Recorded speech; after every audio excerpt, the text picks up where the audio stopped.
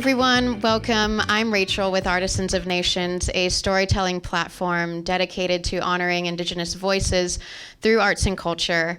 We're here at the 5th Annual Msvskoke Art Market at River Spirit Casino Resort in Tulsa, Oklahoma. And we're honored to bring these Artist Talk series to you in partnership with Muscogee Nation. And for our second Artist Talk, please welcome with me Nelson Harjo Sr. Welcome, Nelson. Thank you. I'm glad to be here. Please tell us a little bit about you. I'm a flute maker as far as my artistry is concerned. I'm originally from Mvskoke, Oklahoma, and was raised during a period as with another gentleman out here before we had even a tribal government. And so we just lived in little communities back in the day. Back then, our native people were, unfortunately, we were just very poor people coming up. And, we grew up, but we didn't know we were poor because my mom, she cooked for us. We kept our clothes clean. I had patches on top of patches on my clothes when I was growing up. But the biggest thing that I had within my raising was the fact that she played the piano. And she helped my sisters to learn how to play the clarinet. She was teaching my brother how to play the trombone. She played numerous instruments as I began to learn as I got older. I watched her play the fiddle, watched her play the upright bass, watched her play the cello, seen her play numerous instruments, and I didn't really know that she knew that much about music, so I grew up in a very musical family, and that part of my life has extended with me and stayed with me. And so music has been pretty much the mainstay in my life ever since I was small. And it's just carried over into the Native American flute. I had opportunities to play with the Tulsa Philharmonic, who was up here. Wow. And but I didn't want to, because that was my thing.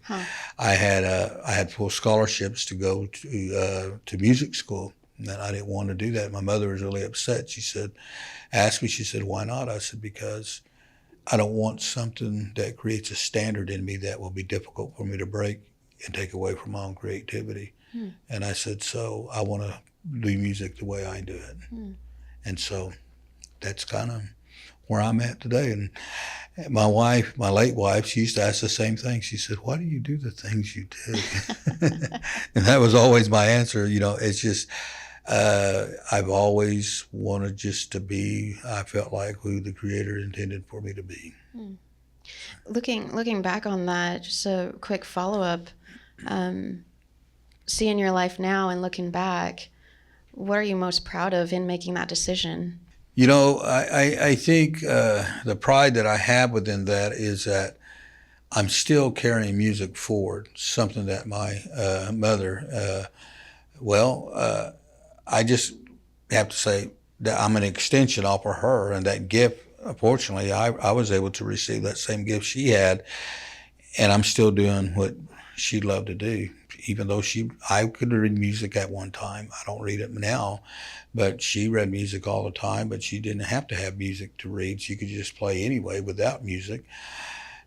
I think that's what's given me that ability. So I think just continuing her legacy as well. That's why I'm so proud to continue to do what I'm doing. Because, us being a society to where we tie to our tribe through our mothers, that's always been my connection to everything that I do. Music is so powerful, and it speaks volumes in many ways that words cannot communicate. What's something that by playing your flute, or even making a flute, that you want to communicate to others? When it comes to making a flute and actually playing them, for me, as in our language we call it vibahaya, a flute maker. When I go into my shop, and that's my own little world, I sit in there. There's a block of wood here, and maybe a piece of leather over there, or just scraps here and there. But all those scraps are all usable when I'm in there. And then I look at things. I can't really make anything that he doesn't give me to make, and so I have to sit there sometimes for a while. I have flutes in my shop that I'll pick up and I'll sit and play, and then once I feel him moving, and then it moves me to make them, because it's in that I also recognize that when I play, that's just like today, whatever I play will be based off what I feel from you and everybody else that's in here today. And what I feel that you're giving to me is what I play. In my shop, when I play what's in here inside of me, so I can get it out and get it out of the way, so it enables me to create. That's really beautiful. Speaking of playing, you have your flute with you, and I'll set up the mic stand for you, and you can play whatever you're feeling in the room this afternoon. Okay.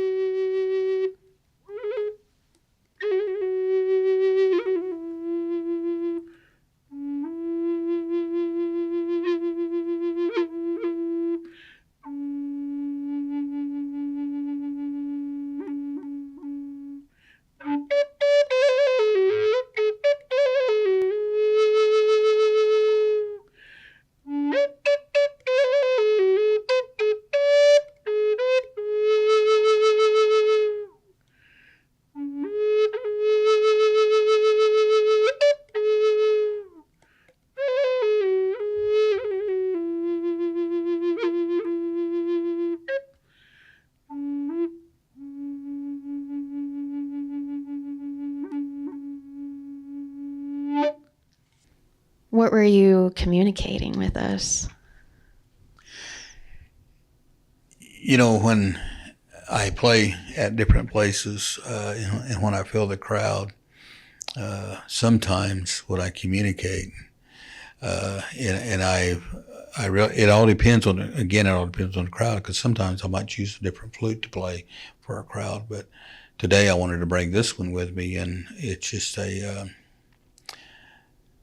to relax, just I to felt relax, that. to feel Yeah. peace. And so, because sometimes things move pretty quick around us on an everyday basis, and when we work on a daily basis, and things are moving so fast, and we don't always feel peaceful like we should. The different sounds and pitches that you make, and every flute has different sounds and pitches, right? And walk us through your process of making different flutes.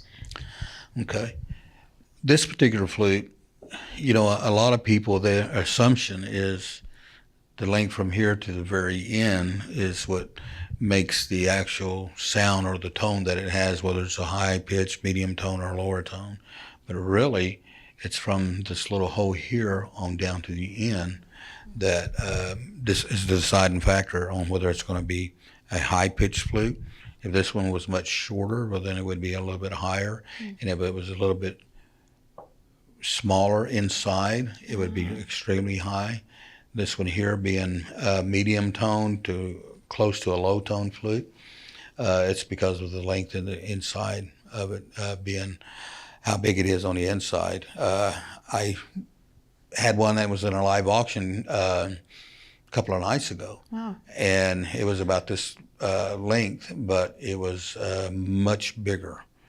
And so it had an extremely low tone, and I had two of them that went into a live auction. But that's what helps you decide on if you're wanting a low tone, and for me, I could just make one traditionally, which means if I do a traditional style flute, and if you don't really care whether it's in the key of A, B, C, or D, or E, or whatever, well, then I start with my hand here at the bottom, and as long as I got a little bit left out there, then right above my finger is where the first hole starts.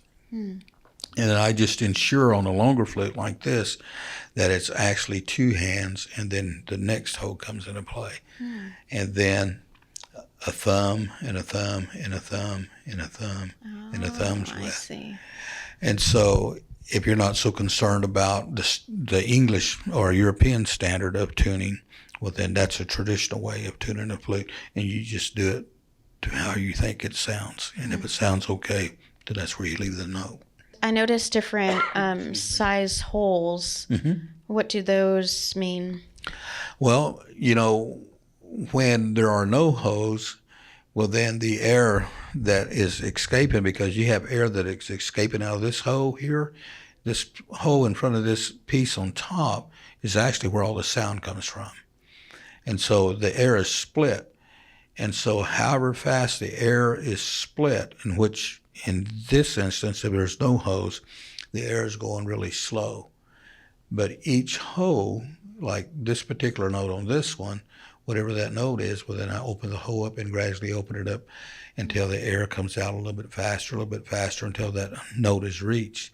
And then so as we go up, if you'll notice, there's small, small, medium, and then this one's in between these two, but then it goes back small again. So the quicker the air that comes out, it has to do with the hertz of it that deals with, that particular note. It's really helpful to understand the make of every aspect of the flute. And you are one of two flute makers in Muscogee Nation. Is that correct? What does that mean to you? And yes, it's quite an extraordinary distinction, but also looking ahead, what type of legacy do you want to leave for the nation and your people? Being one of two, it's so funny. I remember when I first started, there were 5. Wow. And then there were 4. And then there were 3. And the last one that passed, I had the opportunity. He come down and visited me at my house. And he asked me about my tuning because he didn't know how to tune them like me. And so I gave him a flute, and I said, here's one that's fully tuned. I said, just finish it out and take it home. 2 weeks later, he had passed. And there's a lady from OU, from the library there, or their little museum they have there on the OU campus. And I was visiting with her one day, and this is before anybody had passed away. She said, you're one of 5 flute makers in the Muscogee Nation. And I was like, I didn't mean to be. I didn't know that. I thought there was a lot more. But it so happened that I was one of 5, and then over the years, as years went by, but then now it's just down to me and another gentleman who lives in Texas who's a Muskogean. And that's kind of a scary thing because the flute, people look at our beadwork, they look at the leather work, they look at the different plumes and, the turbans, they look at many different things that you may see out here that our people would wear, the regalia and everything. They didn't think that the flute was in our history. But whenever De Soto entered into our land and they were bringing De Soto to one of our villages, our little kids were playing on flutes that were made out of deer legs. Wow. And so it extends all the way back before we were even removed from the homelands to here. And so I want people to know that this is a great part of our history. And I'm sure there were probably medicine songs that they had back then, but because nobody kept up the flute making, those medicine songs were lost. But I feel myself internally that as long as I'm connected back to the Creator in a good way, that whenever I go to play for somebody who's sick, well then whatever I play comes straight from Him to that person to help them. It may not heal them, but it may ease them, bring them just, even if it's just a moment of peace from whatever they're going through. And, it can help them. If it stirs their heart and makes them feel better there, I think that's the whole ideal. But as far as legacy, I've never really had thought much of that because I guess where I played music all my life, and now that I'm doing this and I've done this for over 30 years, it's something I do. I don't really give much thought. I just want people to be happy and, to know that at one time, well, I guess you would say that at one time that there was a gentleman who played the flute within our tribe. He even taught it at our college and he even taught other people. I guess maybe that's what I'm trying to do. I'm not really sure about that.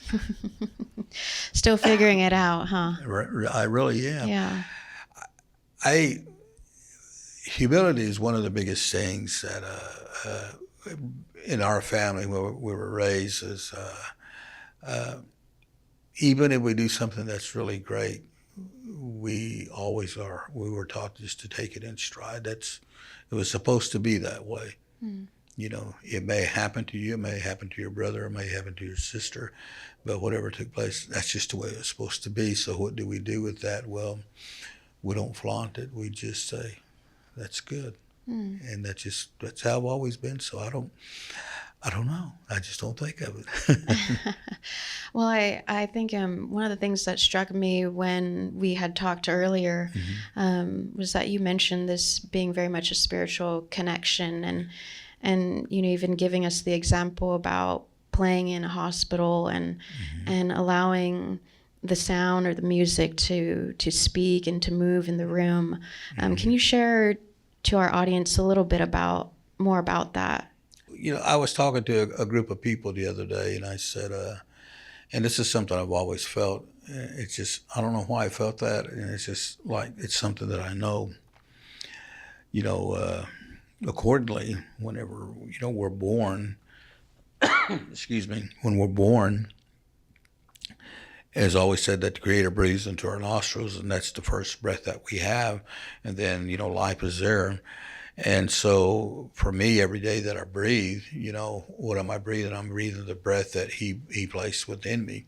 And so when I play the flute, well, then it takes that same breath that he put within me into this instrument that people hear, and it's the same breath that resides within them, and it meshes with them. The biggest connection I can tell you to go along with that is I had an uncle who was in a coma, and his wife asked me to come to play the flute for him. So I sat quietly in his room and thought on him and just remember some of the conversations and just knowing that was my uncle. And so I sat in a corner and I played for him, and I played for him kind of quietly. And it was funny. About 2 weeks later, he came out of his coma, and the first thing he said to his wife, he said, "I could have swore I heard a flute playing." And she said, "You did?" She said, "Your nephew came and played for you."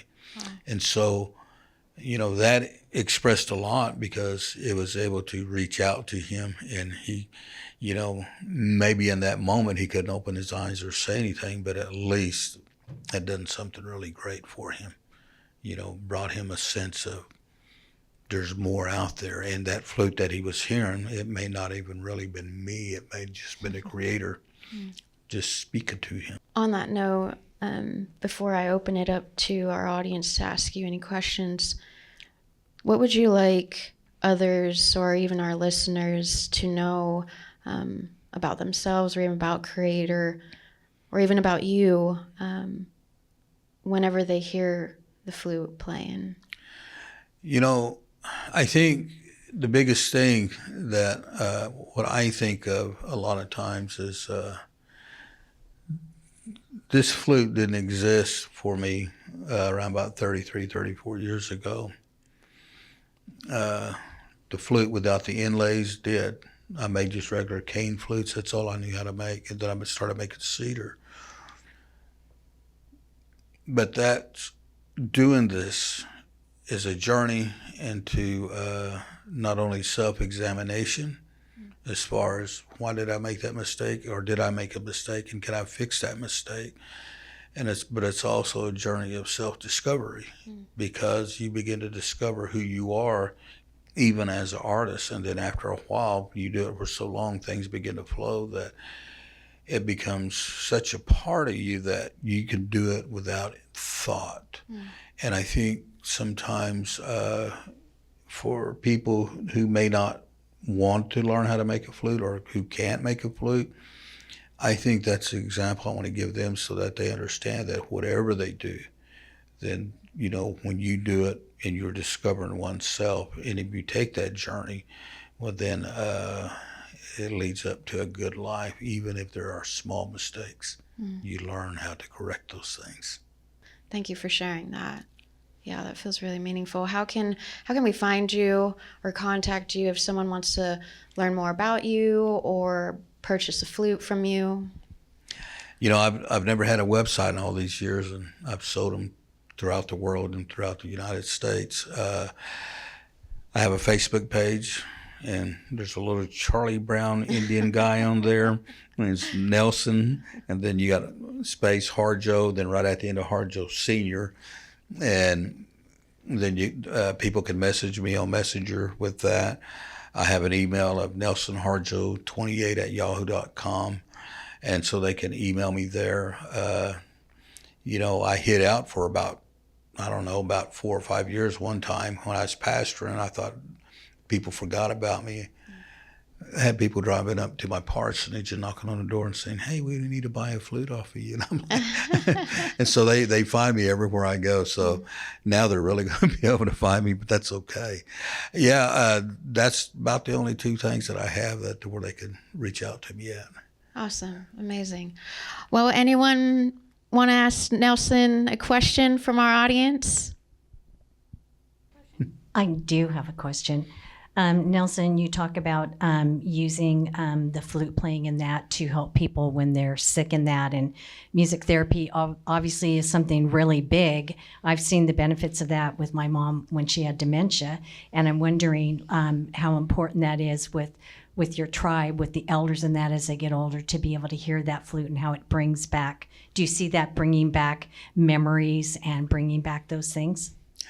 You know, it really, I've seen that, and I've experienced that with a lot of our elderly people, and a lot of them, especially, it depends on what setting I'm going into, they'll call me ahead of time. They'll say, "Bring your flute, because we want you to play, kind of set the tone for everything that's going on."